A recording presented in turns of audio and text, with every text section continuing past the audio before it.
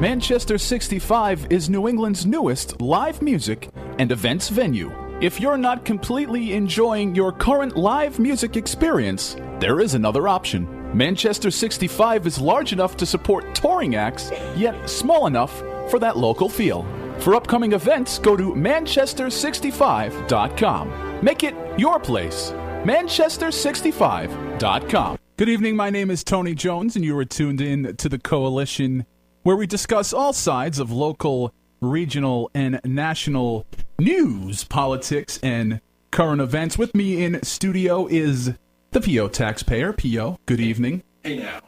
Chris is here. Chris, good evening. Good evening, Tony. Always a pleasure to be here with you guys. Don't forget to check out coalitionradio.us, which is sponsored by Manchester 65. For all the upcoming events, go to manchester65.com. That's manchester65.com. The lights are low in the studio this evening because I was at Manchester 65 last night supporting some young and upcoming bands, and it was a full house at the Manchester last night, P.O. Well, I thought you were going to say you were also supporting our local brewery. That's for sure. Can we throw in an unsolicited plug for that fine institution? Hey, neighbor? At one point, does this show just turn into an intervention for me? I think this is a group intervention. We can do that at any time, actually. Yeah. And fortunately, we do have one adult in the room, Christine. I really have. I just want everybody to know, because we joke a lot, I have slowed down a little bit in my old age, so. Well, I think you'd need to. Getting ready for marriage? Tony, as usual, it was an adventurous week here in Little Rhodey. I'm not quite sure where to begin. Let's talk about the Providence Journal. That archetype of civility. The incredible shrinking newspaper? The incredible shrinking newspaper, the fish wrap.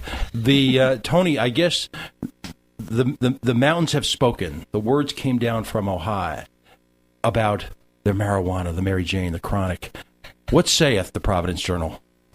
Providence Journal says, and I quote, "Get off the pot."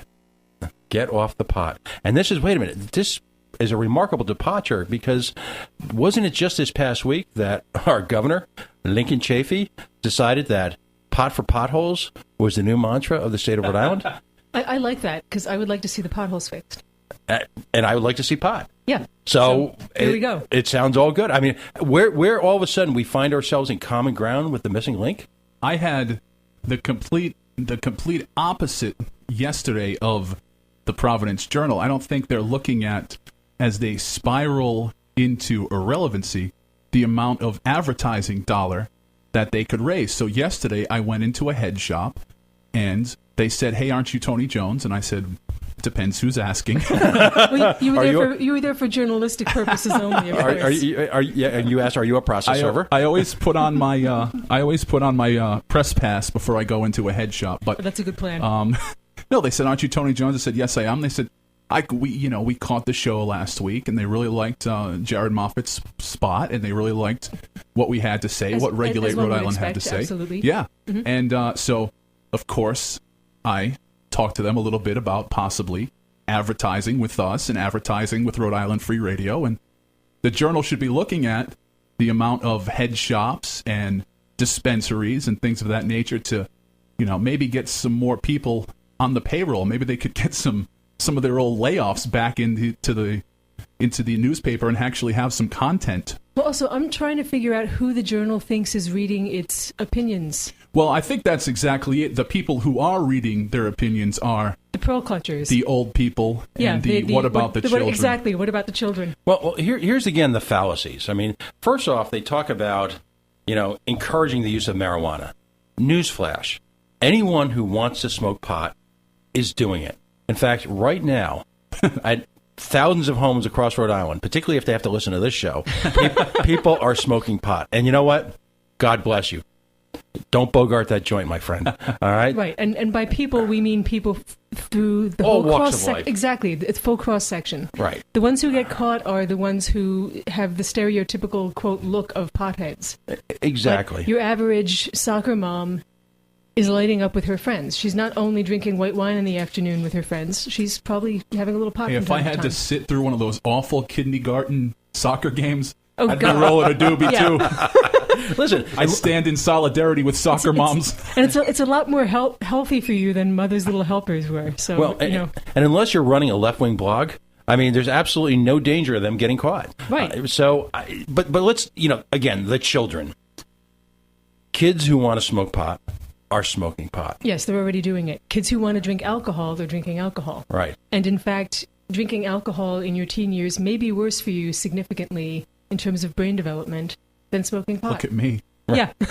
Look at Tony Jones, the poster for brain damage. And yet this is, to me, a far bigger danger to this state, both economically, in terms of the fabric of the family, is this incredible assault on gambling that we have in this state.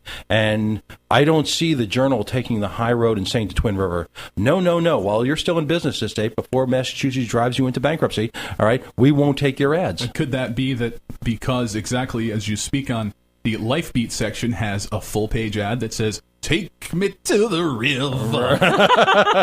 I always think of that singing fish. Wasn't there a singing fish that sang that? Listen, as far as the deadbeat section goes, that's about all that they're ever going to have. I don't know. I love me some Dilbert.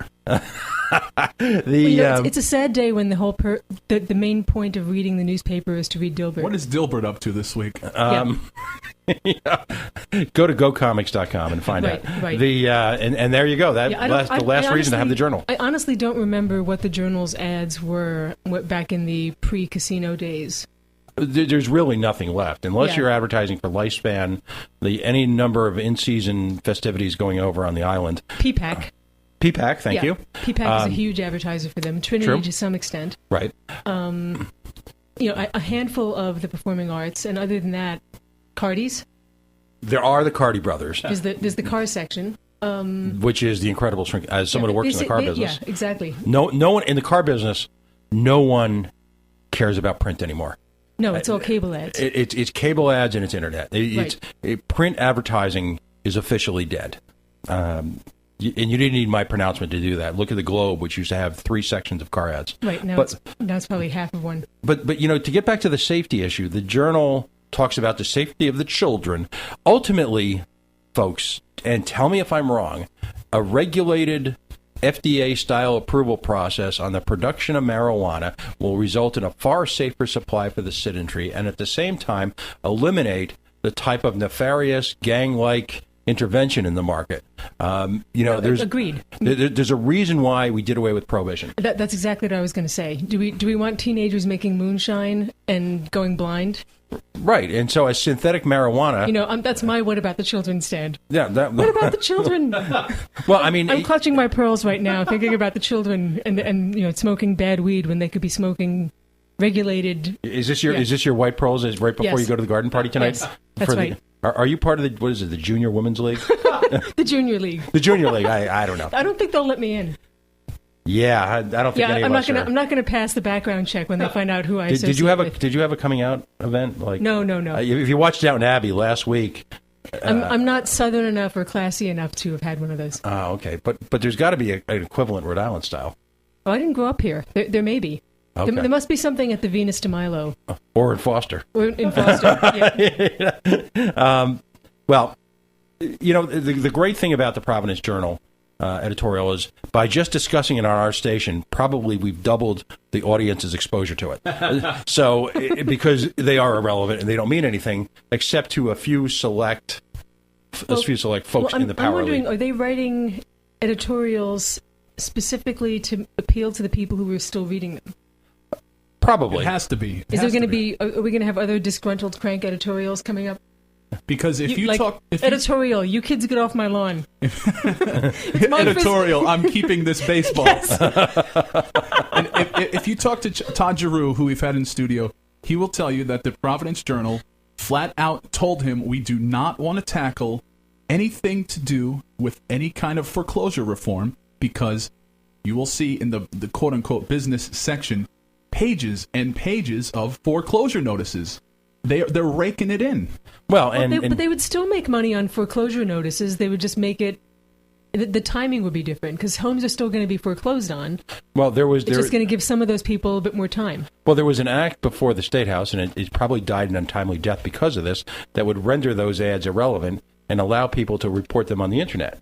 those type of legal notices. And right. I'm sure at this point the Journal I'm sure the Journal is probably the biggest lobbyist against that. Right. The Journal makes money off of foreclosure notices and obits. Mm-hmm. Okay? That's it. Mm-hmm. There's nothing else really left other than the Cardi brothers. Yeah. So you got your Cardi brothers, you got your obituaries, and you got your foreclosures. Oh, I forgot Showcase Cinemas.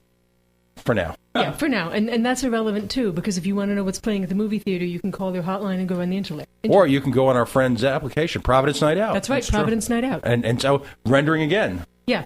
Them even further useless. I would love to see Providence Night Out put the Providence Journal out of business. It's cool, too, because you have seen these. I was at an event on Thursday where our friends at 13 Folds were putting out their newest magazine, and it's just a fantastic. This isn't just because I like the guys, because if I didn't, I would still say it's a fantastic magazine. It's a little niche, but it is awesome to see as the traditional media goes into irrelevancy, the independent media really filling the void and putting out quality publications. Well, you talk about irrelevancy. If you notice, the state of Rhode Island did not become buckled over with grief at the notice of James Taricani's resignation, all right, or his retirement. I'm sorry, did I mix that up? Does really anyone care? I mean, they would trot out Jim Taricani once a year or once or twice a year during sweeps to come out with some sort of after-the-fact investigating and reporting on something incredibly irrelevant that had no shelf life and resulted in no criminal prosecution from our milk carton attorney general. So he retires. Do you mean the Florida attorney general? Yes, the attorney general for the state of Florida. And you think back when Doug the Rug retired or Salty retired, the entire state went through this collective nervous breakdown. Jim Taricani's been a fabric of the local media now for 30 years. Survived Buddy, a heart transplant, and literally, what's her name, Julie Tremmel, survived all of that and retired to a collective. Survived being in the can. Did it strike anybody else as odd that he retired immediately after the Julie Tremmel incident? It has occurred to some. It struck me odd that he retired immediately after they announced that those mobsters would be having their parole in a few weeks' time. So maybe he's now in the Witness Protection Program? He might be. Well, listen, since we represent the collective effort of, I'll call it Rhode Island's Oprah, maybe we should arrange for Mr. Taricani to have a sit-down. Maybe they could shake hands. Maybe they could have a group hug here on the show. Maybe they could. Well, I suspect part of the reason there wasn't a lot of hoopla was because the station decided not to milk it. Well, when Salty Brine retired, when Doug White retired, it wasn't. I don't really genuinely believe it was the public who were whipped into a frenzy about it. Right, but here you have a guy. I think the stations themselves whipped that up, and I think for whatever reason, Taricani's station decided not to do that. So that's another reason why I suspect the timing is awfully coincidental. I was hoping they were going to let him read the first birthdays. Hand out mugs in the morning with Frank Colella. Right. Is Frank Colella still on the air? I don't know. I don't get up that early. Oh, okay, sure. Speaking of bad weeks, our friends at Go Local Prov have a who's hot and who's not. So I'm just wondering. Which side were you on this week? They don't talk about us. Okay. We give them plugs. Not yet. No plugs back. So I'm just wondering if the folks at Twin River are on the who's hot or who's not list. Well, they have to be on the who's hot because when you log on to Go Local Prov, there is a guy who looks like Ken Block that's running for governor throwing craps. It's the first ad you see. Oh, interesting. And they did nominate their CEO, or actually list their CEO as their man of the year, which in retrospect I objected to strenuously at the time. But what appears now, in retrospect, retroactively, if you will, to have been a move of genius, we talked about this on the show a few months ago. The fine folks at Twin River recently purchased a casino in Mississippi. So now this week you have the announcement that the Plain Ridge Trotter Track, and it takes a special kind of craven degenerate gambler to hang out with the ponies. Right. If you're listening, Russ, I didn't mean you. All right. But there's a special kind of gambler that plays the trifecta on a horse pulling a surrey that was outmoded in the 19th century. I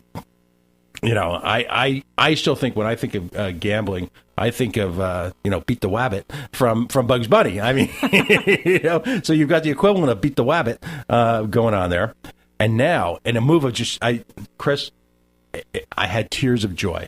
I can well imagine. It just... I know exactly what you're going to say. I saw the article and thought, P.O. is jumping up and down. I'm verklempt. Yes. He's like a little boy at Christmas over this report. Those Meshuggahs at the Massachusetts Gaming Commission, or however they call themselves, are my new heroes. Because an act of just sheer genius, they managed to locate, now I lived up to that area, from about 7 miles, if that, from the Rhode Island border, the equivalent of a financial neutron bomb. We're talking about probably almost $1 billion in physical investment in a slots parlor, because how do we sell it in Rhode Island? Slots parlor, Parlah. All right, right there on the border, I guess a mere 22 miles from where I'm going to set up my new business, which is bus trips to Plain Ridge from Lincoln. All right, there you go. Announcing it right now. I'm going to do everything because I am the self-appointed Rhode Island Director of Uneconomic Development. All right. Why don't we just put a video slot terminal at the end of every street, like a phone booth? Because that way, if you're itching for some video slots and you don't want to go all the way to Plain Ridge or Lincoln, you feel this urgent need to lose money that you can't afford to lose. Right, you can just duck into an old school phone booth and somewhere put your quarters in it and lose your money and go home, and you don't even have to take a bus home. If any friends of Senator Lou Raptakis are listening, please don't tell him that. That was a sarcastic suggestion. Yes, it was. It was a modest proposal. And in a true Rhode Island legislative fashion, he'll go, "Yeah, that's a ticket. We can do that." All right, because he, not the brightest bulb. Right. But stick to the pizza, Lou. Or actually, from what I've heard, stick it screaming at your employees. Exactly. So here you have this $1 billion, it looks like something out of Star Trek being just dropped down. It's at the, folks, if you need to know where it is and start making your plans, it's at the intersection of 95 and 495. Perfect. Just about a mile or two in from 95. Easy access. When it actually opens, we will be there. We're actually going to probably give free commercial time to them just to promote them. Okay. I think we should do a live broadcast. I think you're right too. I mean, they are my heroes, and so what I've always dreamed of is the Rhode Island Trinity. To me, the Rhode Island Trinity is us paying the full bond on the 38 special, which we're in the process of doing. Baby. Yeah, what a great idea. Number 2, some level of casino gambling competition to suck the lifeblood out of the state of Rhode Island's government. The only thing left, and I'm just begging, please, Deval Patrick, if you're listening, lower the sales tax. All right, please, for the love of God, lower the sales tax, because that's, at this point, the conservative estimate is over a 5-year period, the state of Rhode Island, I'm going to cry, is going to lose somewhere in excess of $400 million Put your in revenue. pinky up to your mouth when you say that.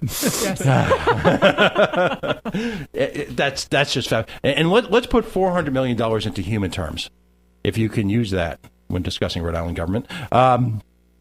We're talking, and by the way, one of my minor dreams came true, which was an adjustment on the pension reform. So that's a couple of $100 million added to the tax. So this has been literally... and at the same time, they adjusted the unemployment rate also. Well, this has been $1 billion a month. It frankly, it doesn't get better than that. You get to use the B word. That giant sucking sound you hear, all right, is the financial future of the state of Rhode Island right into the toilet. And just think of the hack jobs, because, it's sort of like those commercials. Those older folks, Tony, were treated to. For just 22 cents a day, you can feed a Rhode Island state legislator.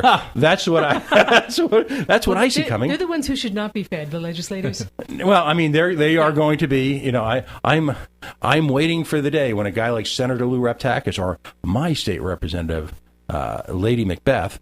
Please, sir, may I have some more? All right. Well, by the way, Lady Macbeth, in a sheer move of genius this week, introduced legislation where a judge, in the case of a divorce, would have the ability to dictate things like college tuition payments.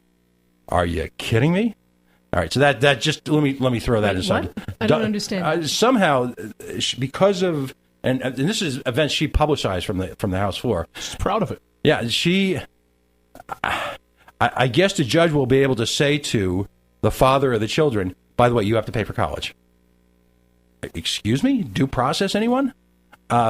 Has that ever worked? It's beyond breathtaking. It's creepy. There are no boundaries for these lawyers slash attorney generals slash legislatures in what they're willing to inflict on us. But so the Dumb and Dumbers. You better hope Mrs. Taxpayer is not listening.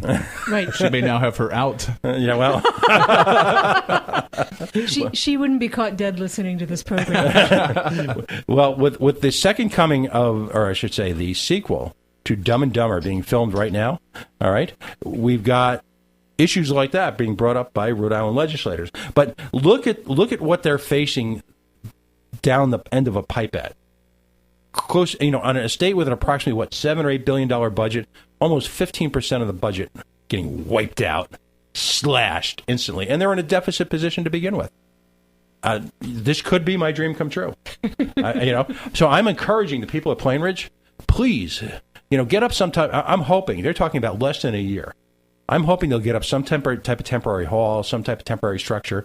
Get it up and running, folks. If you need some volunteer work, I'll consider this my equivalent of Habitat for Humanity. I will help you build. Habitat for Inhumanity. That's what we're talking about here. Right. If you go to Go Local Prov and you take a look at the proposal, it really makes Twin River look like a dump. Kind of a... Yeah. Kind of looking like a bad, seedy strip club at a broken-down Holiday Inn at the end of Route 1 somewhere. Well, if it looks like something out of Star Trek, you had me at Star Trek. Well, I don't gamble, but I'll happily walk around a place that looks like Star Trek. Well, this is actually being run by a company called Penn National. And you see, unlike the amateur... Are they based in Mississippi? They are actually, it's my understanding, I did a little research, they have casino properties or gambling properties in something like 16 to 17 states as well as overseas. Mm-hmm. All right. So you're talking about real executives, not the gang that couldn't shoot straight up from Smith Hill, no refugees from Halitosis Hall. You're talking about people who are professionals. So that not only are you going to have this sort of gateway, because gamblers don't drive by gambling properties to go to other ones. Regardless of table games and all of that. They might if they're super, super spiffy.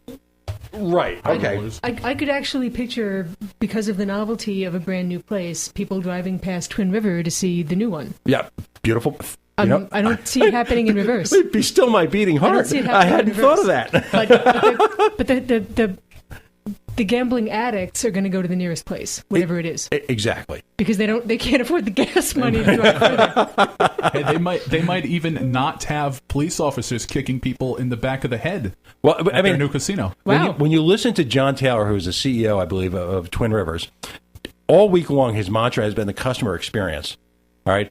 The first thing that came to my mind was that poor woman getting kicked upside the head by a jackbooted thug, all right? Literal jackbooted thug. On loan from the Lincoln Policia, all right, from the Federales, all right? That's probably an interesting customer experience for her and for the spectators.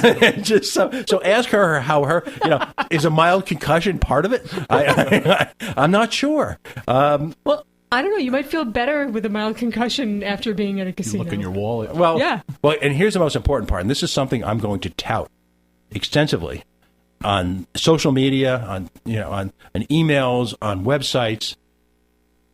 Folks, the payout's going to be better at Penn National. They're going to have to. At least in the beginning. Right. Have to. Yeah. No, it's always going to be better. Whether it's not, I'm still going to say it's always going to be better. Well, my question is, if the CEO of Twin River is such a bright guy, why didn't he think to open a casino? There was actually legislation in place that doesn't allow them.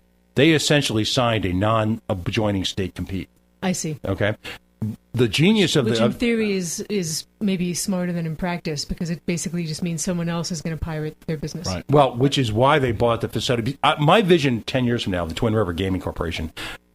Well, you want to see tumbleweeds blowing through it. Well, it'll be going tumbleweeds through the 5 to 7 years. The Rhode Island facility, if it's mildly profitable, will still be open. Mm-hmm. All right. But clearly, what they are doing right now is any money, folks, if you go to Twin Rivers to gamble, any money that they make from this ridiculous arrangement with the state of Rhode Island is being invested in properties elsewhere.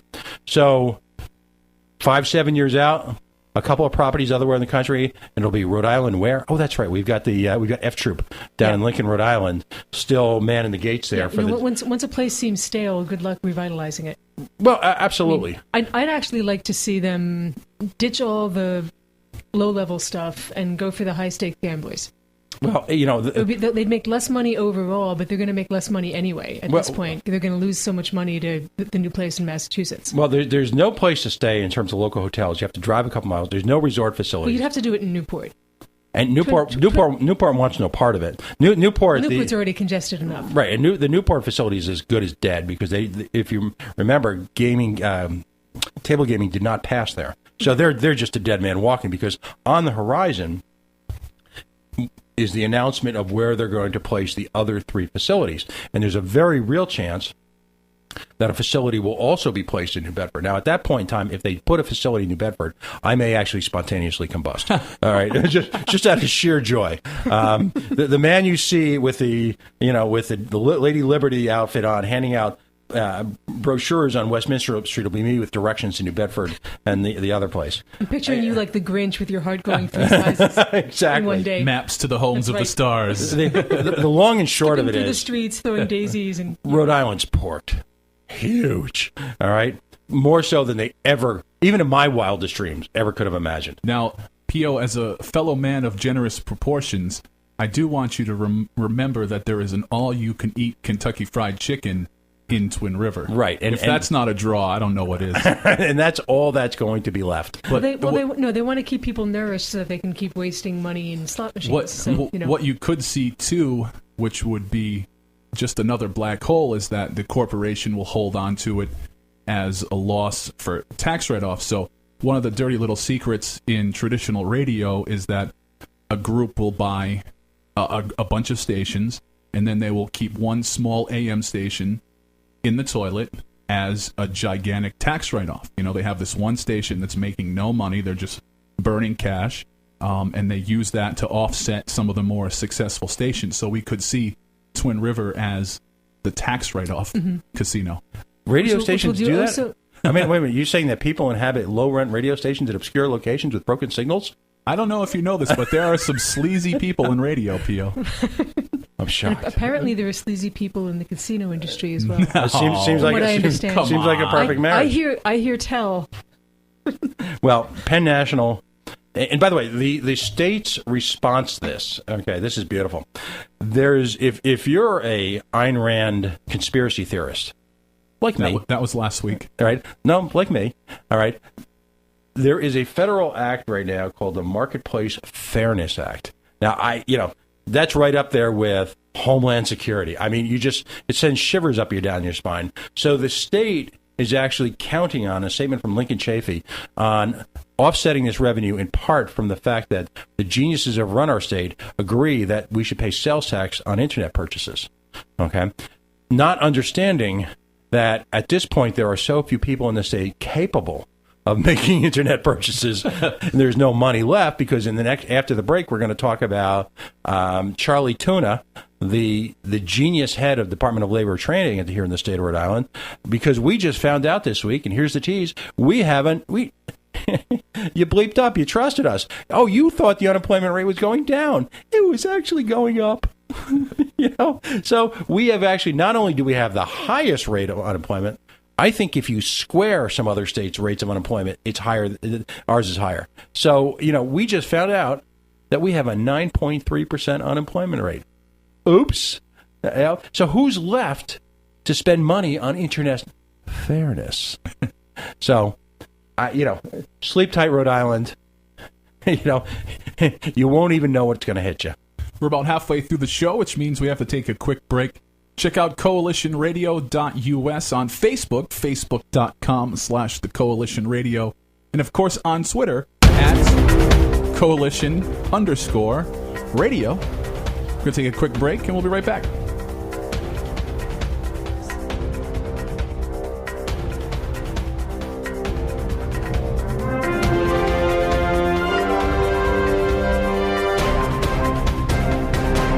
Manchester 65 is New England's newest live music and events venue. If you're not completely enjoying your current live music experience, there is another option. Manchester 65 is large enough to support touring acts, yet small enough for that local feel.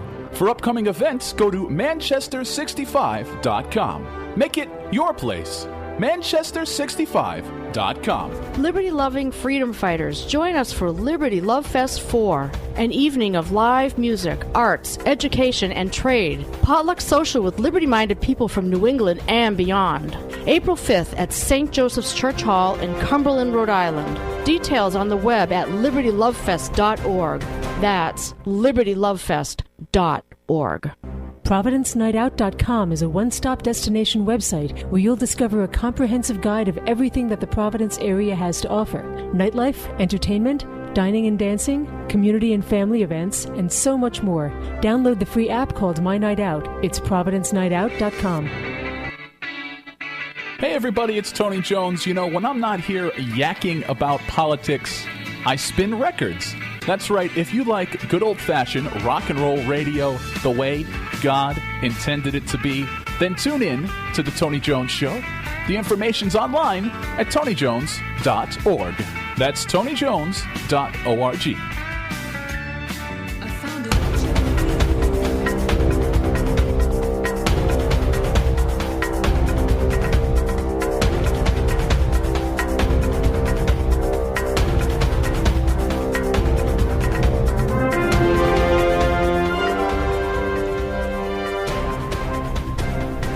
You are tuned into the Coalition online at coalitionradio.us. The program continues now. P.O. Taxpayer in studio. P.O., good evening. Hey, good evening. Chris is here. Chris, good evening. Good evening. We are in trouble, as you may have noticed before the break, but let's talk a little bit about unemployment because, as you mentioned, a little readjustment, a little fuzzy math going on. Yeah, you know, what's astonishing to me is you have the Department of Labor and Training, which is run by, as I call him, Charlie Tuna. Highly compensated individual. Ironically, he's never actually had full-time employment outside of working for the state. Really? True that. Except for the short time in the 80s where they used his forehead as a drive-in movie theater. He came within a heartbeat of actually being our governor, which in retrospect... Goal. I don't know. The Don actually brought us 38 studios, so I'm not sure who gets the booby prize, literally. But what's breathtaking to me is there's this. Every time when the unemployment keeps getting worse and worse, he gets out and we're working really hard. We feel really, really bad about this. Actually, no, Charlie Fogarty, you don't feel bad about it. You kind of like you probably there's a little twinge. But you're employed. You're getting yours. You'll get your pension. Yeah, I bet he does feel bad in the way most people feel bad for other people. Well, it's sort of like I think, and are relieved that it's not them. Right. I think feeling bad isn't enough.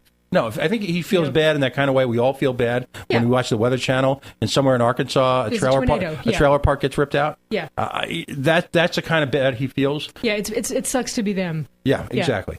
You know, there's this whole within the Rhode Island media. Because there's this cozy in and out relationship between the Rhode Island media and Rhode Island state government to say, well, you know, it's not Charlie's fault the national economy is bad. Yeah, all right, screw that. First of all, the state of Rhode Island Department of Labor and Training is responsible for two items. Number one, first of all, to clear up something, it's really not their gig to make people employed. You know, they do supervise some training programs, which are pretty much useless, waste of money. That's a problem right there. You know, there are industries that need workers that can't locate here because there are no people here to do those jobs. Well, as the head of the Rhode Island Manufacturing Association said, the graduating classes of our local high schools are borderline employable. Right. But they are responsible for two things. Number one, giving legitimate information regarding the rate of unemployment and the rate of job creation. And number two, maintaining the system that compensates people out of the unemployment insurance fund that people pay into. Mm-hmm. I'm sorry, that employers pay into, and pay them on a timely basis. Charlie Fogarty has been an absolute miserable failure at both. Both systems are in a complete state of nervous breakdown. And we find out that one of the most critical metrics that are generated by Rhode Island government has been off by, a 0.5%. Excuse me, that's unacceptable. Yeah. Particularly since it was used, I feel, this is the opinion of me, not station management, but to provide political cover for those people that he's in political bed with. So the sense of outrage should be that they lied to us. Because things like this don't happen, by accident. And the muted response of the state and the muted response of the local media is an indictment of how much in bed they are. All right? Jim Tarracani, by the way, we go back to our earlier story, is going to go work with an organization that is got government ties and government contracts for press release by Diana Kelch, DK Communications. She's the one who got paid 6 figures for coming up with the I-195 commission name. All right? So it's a cozy little incestuous circle. So meanwhile, unemployment's worse than we thought. All right? And people who are on unemployment take an unconscionable amount of time to get paid. Right. How does this man have a job? Well, it is, if you look at the acronym, we've got DOLT. All right. This Homer Simpson-esque figure who's in charge of this critical state bureaucracy. Well, there's no accountability, and that's the problem overall with, I think, governments in general, but our government here in Rhode Island. Their idea of accountability is to say, "Oh, we feel bad." Yeah. All right. I take full responsibility. Right. That's the battle cry of the Rhode Island State Middle Manager. All right. We take full responsibility. Well, what does that mean? Well, we just feel really bad. Mm-hmm. So structurally, you have a state that no one is coming to, no one cares about, no one will ever, given the operating circumstances under which we live right now, ever want to locate a business. They're simply not coming. And then you have incompetence and stupidity on a grotesque level at the highest levels of state government. Lincoln Chafee has become sort of this kind of comical, hapless figure. And it really doesn't mean much because constitutionally, the Rhode Island governor is pretty weak to begin with. So you could kind of, give yourself a head slap and dismiss that as kind of a cruel joke being perpetrated upon the masses of which they have no control. All right. God's full of cruel jokes when it comes to Rhode Island. All right. But ultimately, these people that were put in place, the head of Health and Human Services, who is a Federal Hill-connected, former state legislature, who's seems to his only intent in this life right now is to get better office space so he can be in Providence so he can go out to better lunches.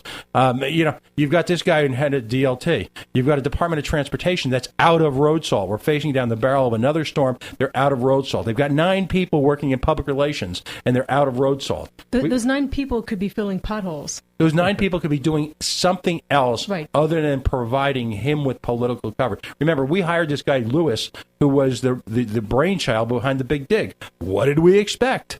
That was a great idea. Let's keep him on because let's hire someone. This far over budget, badly built boondoggle, and bring him here. Right. So because we're Massachusetts' junior buddy or something. Or we're a work release program for the politically gifted. I think that's what it. Well, how do we get people into these offices who aren't already politically connected with their hands in everybody else's pockets? At this point, you don't. At this point, what you pray for and you do everything you can to stimulate the complete collapse of the Rhode Island cancer called Rhode Island government. That's what you do at this point. Because it should be clear to everyone, that's how the movie's going to end anyway. Yeah. Well, at some point, if our unemployment level continues to rise, our wages will drop and people will end up building businesses here just because they're here. But there's so many other structural issues, Chris. Yeah. The problem is that it's not any one issue that you can snuff out. No, it's true. Everything is interrelated. Right. And witness this week the collective courage of yet another political hack, Jan Malik. Now, Jan Malik, to the uneducated, is the owner of Malik's Liquors in the greater Warren area. Mr. Malik showed great political courage last year in leading the charge to reduce sales tax on beer. Now, for that, Tony and I should be inordinately grateful. Right. Except the only reason Mr. Malik did it. Yeah, it's like, pardon me, we smell your self-interest here. Right. Yeah. And it was exclusively a coincidence. It was a sheer coincidence. A coincidence that I happen to be the owner of a liquor store, and I think this is a good idea. On the border. Right. So just pure coincidence. Yeah. So flash forward a year. Hey, don't let Mr. Raptakis find that out, or else he'll pass a bill that it's mandatory to order a pizza on Friday nights after work. Well, flash forward a year, and the term beard is often used, and that socially, euphemistically, that means essentially someone who's playing a part. So in order to maintain his tax-fighting creds, Mr. Malik headed up a committee that investigated and utilized, and I think abused, the fine work of our friend Mike Stenhouse in allegedly advocating for an adjustment in the sales tax rate. Okay. Lowering the sales tax or even to a very low level or eliminate it would be the best thing that this state could do. And here's the reason why, Chris. All right, it's the equivalent of break glass, add water, emergency response. Because the one industry that can grow up almost instantly, kind of like a economic chia pet, okay, is retail. You make retail more competitive in the state of Rhode Island, and wonderful things happen. We all buy everything we can out of state.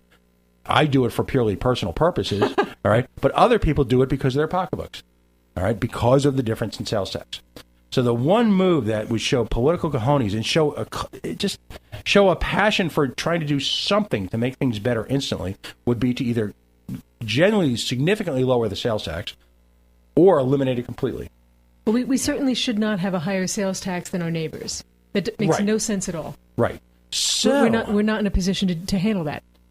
No, and as we like to say on this show, if you were to take a map of retail, you would see that it rings the state of Rhode Island like a bad toilet bowl ring. They're all perched literally, in some cases, hundreds of yards from the border. Yeah, I mean, I know people, they'll make small purchases within the border. Right.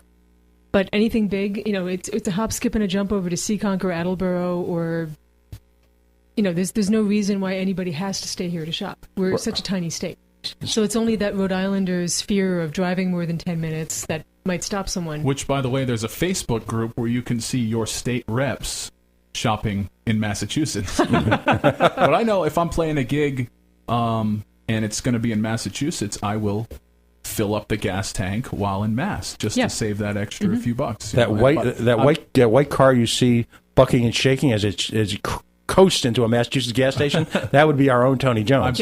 Tony actually has holes cut in the floor so he can run Fred Flintstone style. I'm painfully cheap. That's what it has to do with. But. Well, so a year goes by, commission meetings are held, audiovisual aids are used, graphs are displayed. I didn't even know most Rhode Island legislators knew how to read a graph. Well, I would venture to say that they don't. Okay.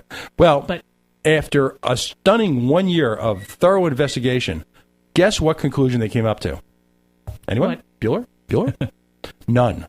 They had no recommendation to make to the state government of Rhode Island, essentially engaging in a 1 year copious quantity of mental masturbation and saying to the state, I could have had a V8.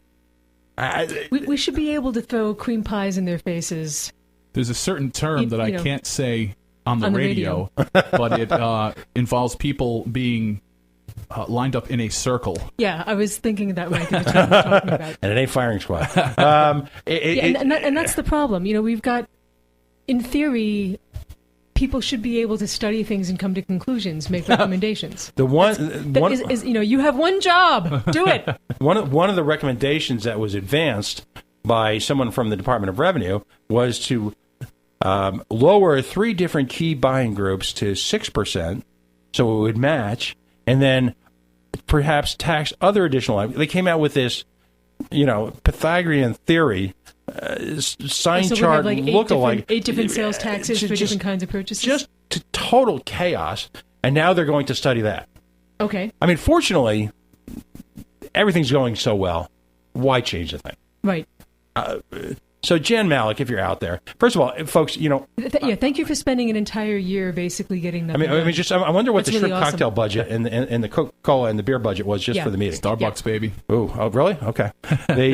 But listen, one of the things we're going to start next week, I'm going to spend a minute or two each week talking about a business that's owned by a Rhode Island legislator. Alex and Ani. I can't ask you to boycott them. That would be illegal.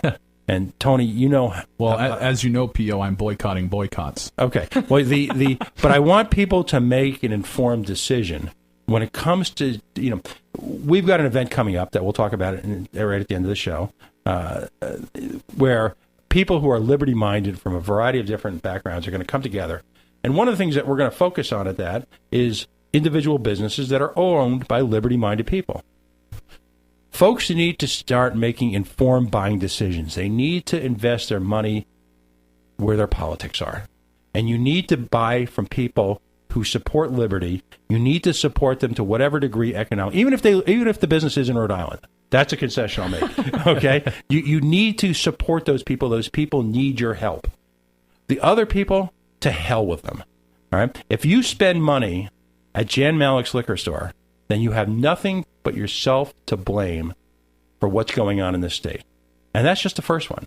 All right? There's no reason in the world when there's a plethora of individually owned liquor stores, both here and in Massachusetts, run by people of goodwill, why not buy from them?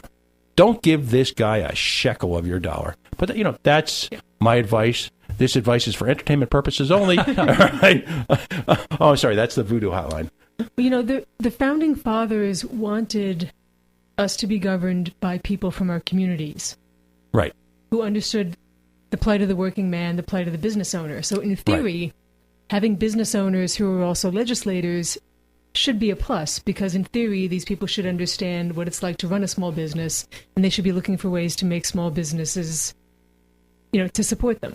What seems to be happening instead is that they're, I've got mine, Jack. Yeah. I'll take care of my issue. I'll gerrymander this district so that I get what I want. I'll change the tax laws so that my particular industry is benefited. And if you run a small business, P.O., I'm sure you can attest to this, the chances of you being able to make it to Providence at 4:30 in the afternoon, Monday through Friday, unless you're a lawyer or a stay-at-home mother, are slim to none. Right. Well, isn't it true that the last three, including the current Mr. Speakers, all right, ultimately were attorneys whose private practices benefited tremendously? Oh, yes. Post being Mr. Yes. Speaker. Except in this case... Not only post, in some cases. cases I was going to say, Gordon Fox has stepped it up a couple of notches. His argument is, why wait? Conflict of interest. Right. I don't have a conflict of interest. Superman building? Yeah, trust me. Yeah. It's difficult for small business owners or would-be small business owners to get anything done unless they're connected. Well, ultimately... In which case, magically, things open up for you. The vicious circle is this. Families can engage in volunteerism less because the financial demands being placed upon them by the state have grown exponentially. Hence the advent of the two-income family. That one being from being a luxury to a necessity. Right. You're absolutely right. The state legislature is comprised largely of self-appointed poobahs who are in there nothing but for their own personal enrichment. I don't mean that in the crass way that they're pocketing do-re-mi from this or that. That only happens if you're the mayor of Central Falls and you are, what was it? He was tipped, he was given gratuities, and then he was found not guilty because he was convicted of a law that shouldn't, whatever. So that's only if you're the mayor of Central Falls. Right. All right. What these folks do surreptitiously, under the radar, all right, is to create economic opportunities and power centers for themselves by appointing their own cronies into positions of state government who then use their businesses once they're out, or sometimes not even out of the state's legislature yet. Right. So that's a cycle we're engaged in. When you have that kind of duplicitous self-dealing, that kind of self-absorbed financial, screwing the taxpayers, then shockingly, you've got a state with... by the way, I wonder if the 9.3% is even correct.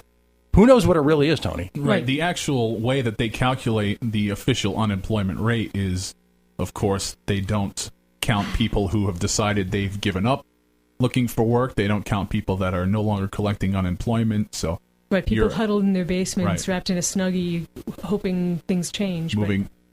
I've seen a lot of personal friends who are in their 30s and their 40s, and they are moving back in with their parents because they can't find work. I mean, how depressing is that? Right. We continually go to a situation where the predominant portion of the state's population draws wealth, sucker, financial gain from the state itself. So we are possibly one of the most skewed states in that respect in the nation. And, being the Iceland of socialism that we are, you see the results. We wish we were the Iceland of socialism. Iceland is doing okay. Okay. Well, I use the term Iceland of socialism to reflect the purity of socialism that exists in this state. Here's the problem. The socialist countries There are some that actually do socialism well. We're not doing socialism well. If we're going to be socialist, we need to actually do it well. And if we're not going to, we're cronyists, basically. Right. You mean not spend millions of dollars on public relations flax for the Department of Transportation that didn't have the foresight or the money to put in large quantities. I mean, in the past, years ago, DOTs actually warehoused road materials like that and then sold them to municipalities and acted as sort of buffer to the smaller municipalities in the state.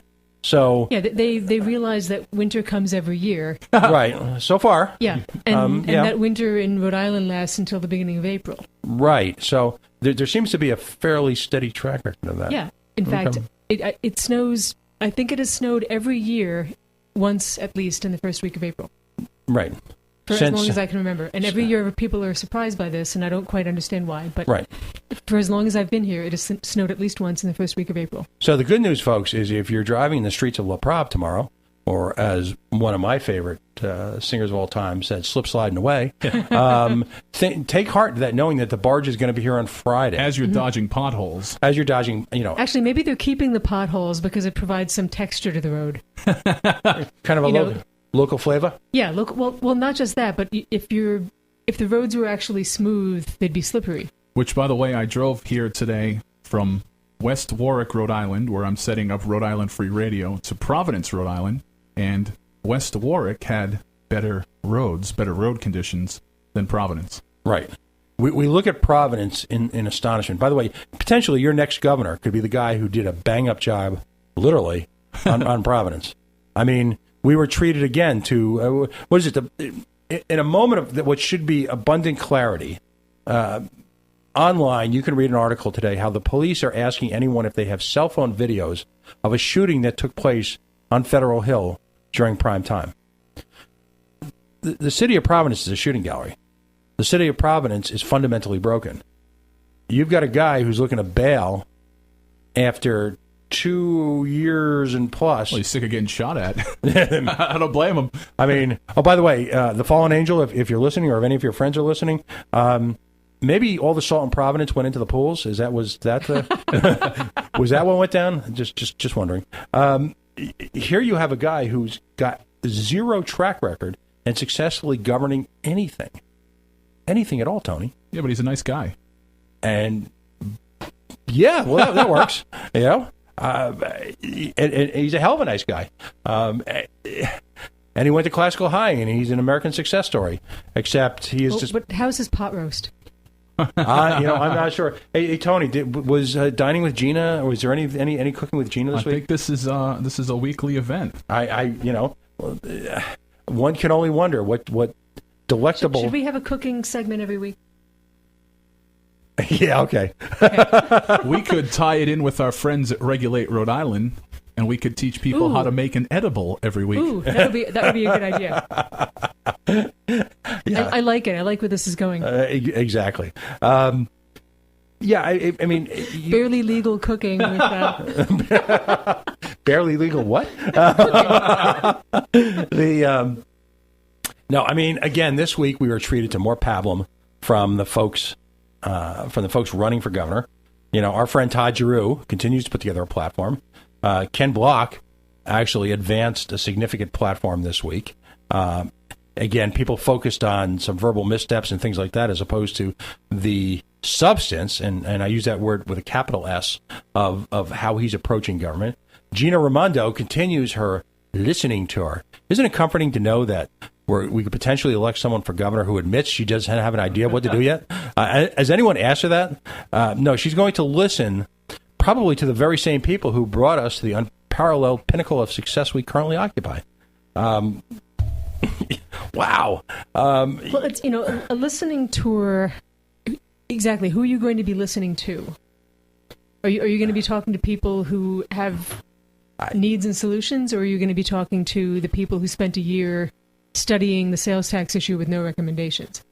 Or are you going to be talking to the people who, by the way, to me, one of the funniest moments in local recent Rhode Island political history had to be son of Stillborn looking for his wife's Prius because she dropped the smart key. All right. For those of us who don't know what a smart key is, if you've got a smart key to a car, if the key is anywhere in the car, all you got to do is push start. You push a button, and the car goes bye-bye. So the future First Lady, who actually doesn't really live in Rhode Island, has only voted once in her life, and really has no connection what to the state, occupies a post on the El Presidente's, nutritional awareness council or whatever they're calling it this year, while simultaneously shilling for Coke. All right, and the clueless Doing what now? Yeah, well, she Coca-Cola. She gets big money for shilling for Coca-Cola, while at the same time getting karma and props for telling people to eat nutritionally. Right. All right. And she's a former Olympic athlete. Right. Running around, I guess, for hours at a time, looking for their now stolen Prius. See, I have to challenge you a little bit on this one, P.O., because what this is the Rhode Island conservatives are playing into Operation Change the Subject. And the Rhode Island conservatives look sad and pathetic by constantly bird-dogging Michelle Kwan. You're a guy that's always talking about let's focus on the issues, yet you're playing into it. It's the typical thing we see all the time. They're bird-dogging her instead of talking about the economy, talking about education. It's silly. I mean, it makes them look sad. Well, you're absolutely right. I do it for the sheer sport, because if you can make someone feel uncomfortable, why not? But we're not really journalists. We have no journalistic integrity to defend. So, no, I debate that. I have no integrity to defend, journalistic or otherwise. All right. So please, you got to admit, though, I look at those two individuals, and both of them are highly accomplished in their own individual ways. But I look at those two people after the events of the past few weeks in the campaign as people who clearly have not led independent lives in the real world. They're occupy very precious, special places in the world where they're catered to, where they don't have to do the same things that average folks have to do to get by during the week. They're above all that. So if the primary shakes out and it's Clay Pell and Ken Block, which is essentially bored millionaire versus bored millionaire, does that open the possibility of some kind of third-party independent candidate that could be at least semi-taken seriously? If one would start to emerge fairly quickly, I'd say they have a shot. Maybe a guy like Abel Collins. Someone of that caliber. I mean, I think, even as a libertarian who doesn't agree with some of the core issues that Mr. Collins represents, I respect his integrity. Yeah, I respect his integrity, and I respect his approach. Todd Giroux might decide to run as an independent. Well, I at this point, who would you... It's going to be tough for him to gain traction in the Democratic Party. I'm pretty sure, if I remember correctly, he doesn't have that option. It's one or the other, as far as signatures go. You would hope someone else emerges at this point. Al Dente seems to be doing well.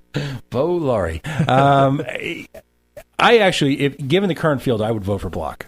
I don't agree with everything he does, but at least you would have an adult. He seems out of the entire crew of Alcora. We like Todd a lot, but in terms of the other candidates, he seems to be the only other adult in the room.